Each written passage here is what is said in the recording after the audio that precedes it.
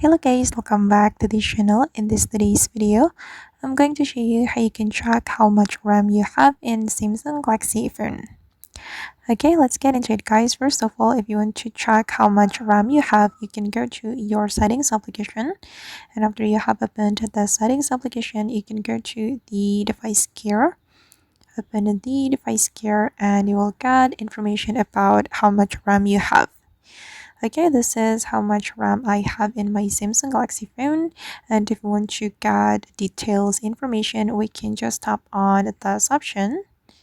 Okay, and you will have this kind of information.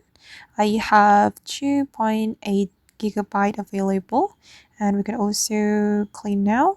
We can also free up memory by stopping our background apps. You can also activate the RAM Plus feature if you have this feature on your Samsung Galaxy phone. Alright guys, and that's how we can track how much RAM we have in Samsung Galaxy phone. I hope this video will be useful for you. Thank you so much for watching and see you in the next video.